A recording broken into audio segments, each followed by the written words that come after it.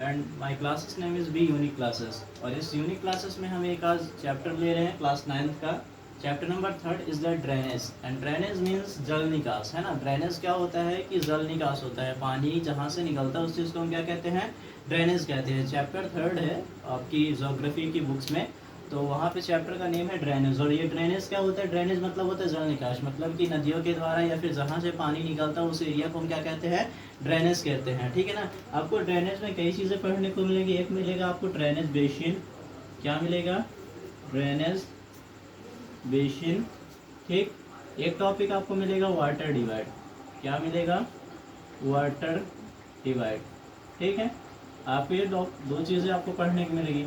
अब आपका कॉन्सेप्ट रहेगा ड्रेनेज बेसिन क्या और ये वाटर डिवाइड क्या है ना।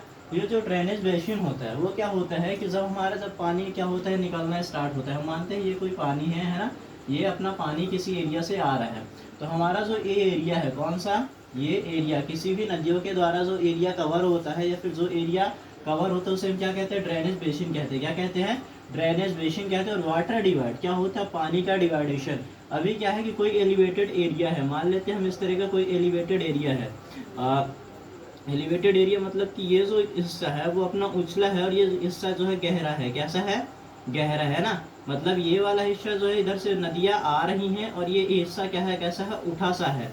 एज लाइक मान लो तुम्हारा जो पानी का बहाव है वो ऐसे है, मतलब कि इधर से एक नदी आ रही है और इधर से एक नदी आ रही है। जो अपलैंड जो ये एरिया है, मतलब ये जो उठा हुआ है, क्या, ये जो अपलैंड है ना, मतलब कि अपलैंड उठा हुआ या फिर माउंटेन, इसको हम मान सकते हैं एक माउंटेन है या फिर अपलैंड है।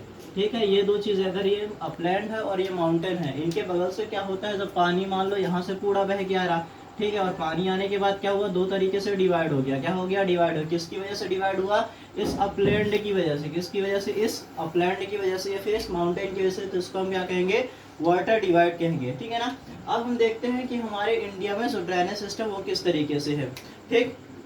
तो सब द वर्ल्ड, इसमें अपना एक फैक्ट पॉइंट है। वो फैक्ट पॉइंट क्या है, the world largest drainage basin on the Amazon. जो दुनिया का सबसे बड़ा जो ड्रेनेज बेसिन बना है, जो सबसे बड़ा एरिया है ड्रेनेज बेसिन का, एक फैक्ट है, मतलब का वर्ल्ड का, किसका, वर्ल्ड का, वर्ल्ड लार्जेस्ट सबसे बड़ा ड्रेनेज बेसिन, क्या, ड्रेनेज बेसिन। ठीक। ये जो ड्रेनेज बेसिन है पूरे वर्ल्ड का सबसे बड़ा किस पे बना हुआ है, अमेजोन रिवर पे। किस पे, अमेजोन रिवर पे। ठीक। अमेजन रिवर पे, कौन से रिवर पे बना हुआ है, अमेजन रिवर पे बना हुआ है।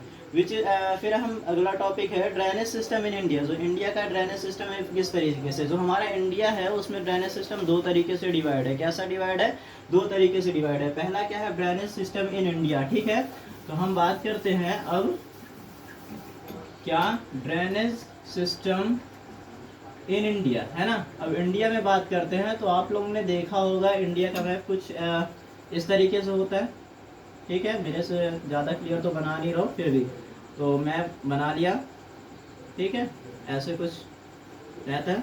ठीक है। इंडिया का ये मैप है। ठीक है। अब इसमें किस तरीके से नदियाँ बहती हैं, इसमें वाटर डिवाइडेशन कैसा होता है, इस चीज़ को हम जानेंगे। ठीक है ना। पहले तो हम क्लियर कर लेते हैं ये क्या होता है। ये जो एरिया है इसे हम पेनिनसुलर एरिया कहते हैं। क्या कहते हैं, पेनिनसुलर एरिया कहते हैं। ठीक है। और इसे क्या कहते हैं, हिमालयाज रीजन कहते हैं। क्या कहते हैं, हिमालयाज रीजन। ठीक है।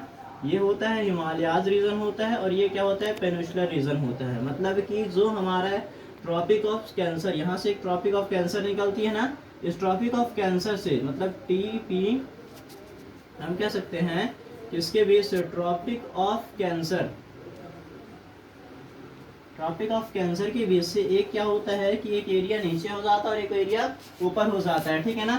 तो ऊपर वाले एरिया को हम क्या, एरिया को क्या कहते हैं, हिमालयन रीजन कहते हैं, और नीचे वाले एरिया को क्या कहते हैं, पेनिनसुलर रीजन कहते हैं। ठीक है ना। अब ये जो हिमालयन रीजन रहती है, इसमें लिखा है a part of originating two major physiographic region, the Himalayas and the peninsular different each year, most of Himalayan region are perennial. अब जो हिमालयाज में जो नदियाँ बहती, जो इधर बहती हैं, ठीक है, जो इधर की नदियाँ हैं तो वो कैसी है, परनेनियल है। क्या है, परनियल है। क्या है, परनियल। अब ये जो वर्ड परनियल है, कौन सा वर्ड, परनियल। ठीक है ना। वर्ड परनियल का मतलब ये है कि इसमें जो पानी रहता है, क्या रहता है, इसमें जो वाटर रहता है वो कभी खत्म नहीं होता है। क्या नहीं होता है, खत्म नहीं होता है। अब हमारे दिमाग में मैटर आ गया कि ये खत्म क्यों नहीं होता है।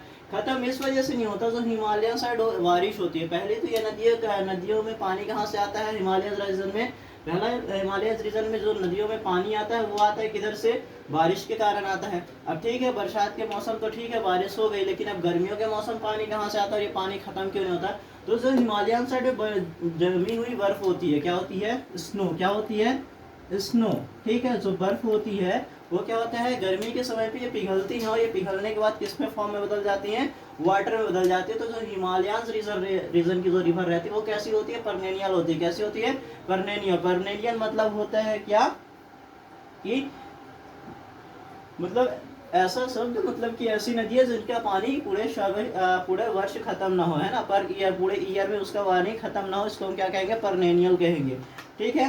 और जो फिर क्या होता है, the two major river Himalayan river are first the Indus and the Brahmaputra originating from the north of mountains. और जो हिमालयन रीजन की दो सबसे बड़ी नदियां हैं, एक नदी कौन सी है अपनी, ब्रह्मपुत्र है, कौन सी है, ब्रह्मपुत्र, है ना, और दूसरी नदी कौन सी है, इंडस है, कौन सी है, इंडस। पहली नदी कौन सी है, ब्रह्मपुत्र है, दूसरी नदी कौन सी है, इंडस नदी। इंडस नदी को हम सिंध नदी भी कहते हैं और ब्रह्मपुत्र को ब्रह्मपुत्र के नाम से जानते हैं। और ये जो दोनों नदियां हैं वो किधर से आती हैं, हिमालयन रीजन से तरफ से आते हैं। किधर से आती हैं, हिमालयन रीजन की तरफ से आती हैं। भैया